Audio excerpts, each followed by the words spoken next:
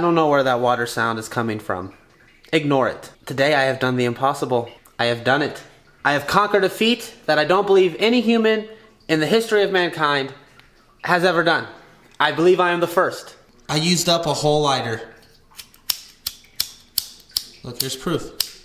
I assume that's as good of a segue as any, really. As many of you are probably aware of at this juncture, if there is a hell, I have bought a first-class ticket there. Last time that I went to church, I think I was 11 years old, so 18 years ago, something like that. We were in Washington, Pennsylvania, and we decided to stop at this church called the Church of Immaculate Conception. It was this beautiful, ornate Catholic church just nestled in the side of the village there. It's the church that Rebecca went to as she was growing up, so she'd been there about 2 billion times. I, on the other hand, had never once stepped foot inside of a Catholic church. I once was able to go into the Mormon church in Nauvoo, Illinois. When they were doing construction, they allowed non-Mormons to go in, which I guess is a rarity. I had to put little booties on, and they let me go in and walk through the church, and that was pretty cool. I got to do that, but I'd never been in a Catholic church. That fact is kind of strange too if I examine it critically at all, because my family celebrates Christmas on December 24th, Christmas Eve night specifically, and the reason we do this has its roots in Catholicism. My mom grew up as a sometimes Catholic. Her parents didn't make her go to church, but they identified as Catholics. It's a tradition that's been passed down in her family for multiple generations because they would go to morning mass on Christmas Day, which is traditionally when people open their gifts. And then they would do the mass the day beforehand on Christmas Eve, which left this nice little window on Christmas Eve night to open presents. It's a ritual that we still follow to this day, and yet I've never once been inside a Catholic church. So when Rebecca suggested, hey, why don't we go to a morning mass just for fun, just because you've never done it, I was pretty down on the idea. Then the morning came, and I was called on my bluff because I didn't think she was actually going to suggest we go to church. But she did.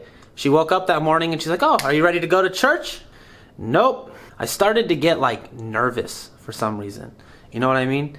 And I don't know what I was nervous about specifically, because I sure as hell don't believe there's any force guiding all this chaos. And if there is, I'm of the belief that he's doing an increasingly poor job. That said, it kind of felt like there was a possibility that maybe I would burst into flames the moment I walked in. But I didn't, obviously. I'm still around, still stuck in this mortal coil. So we go inside and we sit down, and I'm immediately struck by just the ritual of everything. Like every last movement seems to have its place in the Catholic view of Christianity.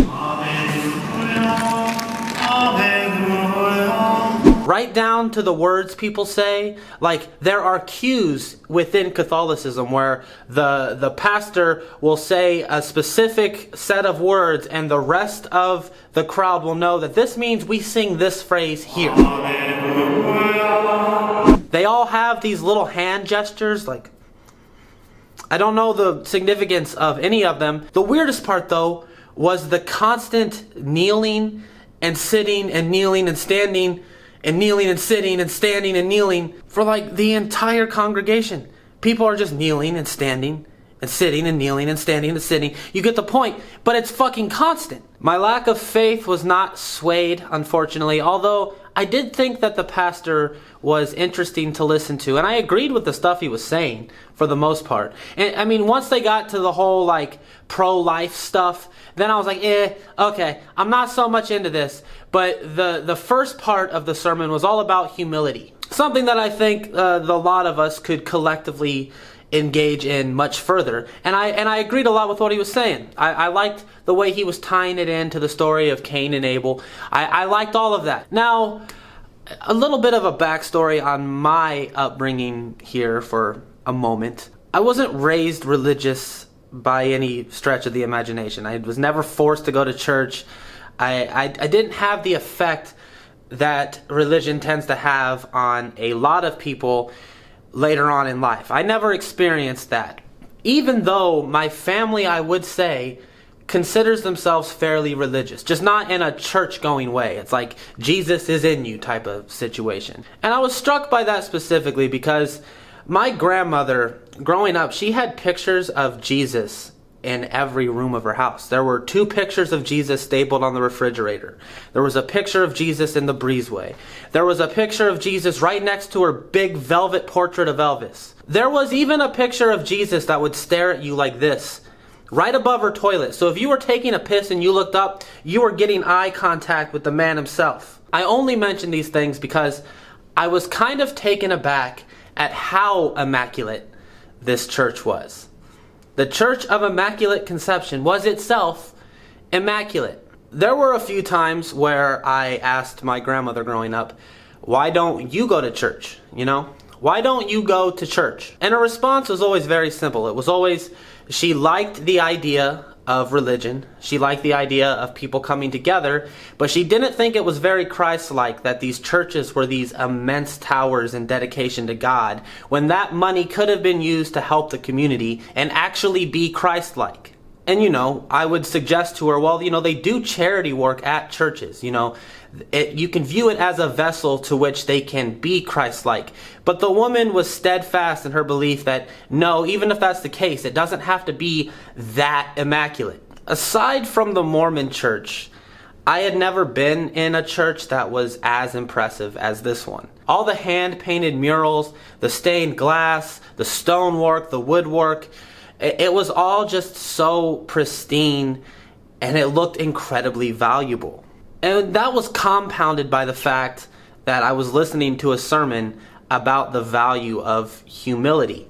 I started thinking about all of that when I'm sitting there and then kneeling there and standing there. Kind of like I had my eyes kind of focused on Rebecca the whole time because she knew exactly what was going to come because she'd been doing this shit her whole life. Like I said, I was completely unaware of all these weird fucking rituals. They blessed the bread and the wine or whatever. I didn't go up because it felt disrespectful to me. But I watched as everyone else ate the bread and drank the wine and did the holy water stuff. But I didn't leave the building any more religious than when I walked into it. I always have a kind of hope when I'm around a bunch of religious people or I step inside of a church or, whatever, that I'm going to have some kind of epiphany where, because, you always hear the stories of people that find God and they always find them in really boring, bland ways. It always happens in a church or something. So I feel like if there was ever a chance of it happening, it would be in a church like that. Instead, I just felt weird. I felt uncomfortable. It felt like I was participating in some archaic tradition that didn't really have much merit in present society. I was looking at it from a distance. Even though I was in the building, I was still an outsider in the most obvious of ways.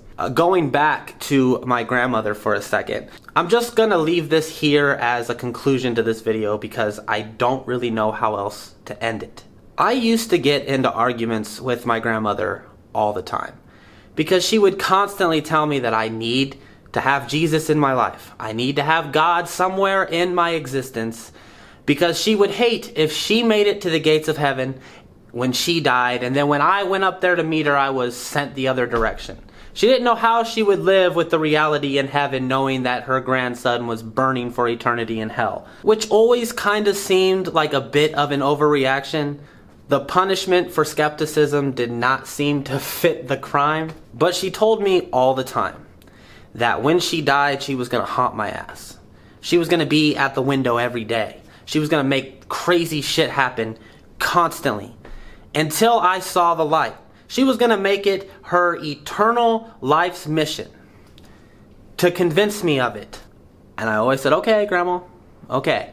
When you die, I hope you never do, but when you die, haunt me. If you give me even a shred of evidence that there is something beyond this, the fabric of my physical being right now, if you can give me any evidence of that, I will never consider myself an atheist again. I will become a Christian that moment. Unfortunately, my grandmother did die in the summer of 2010. It was an awful, traumatic experience that I don't believe I will ever get over.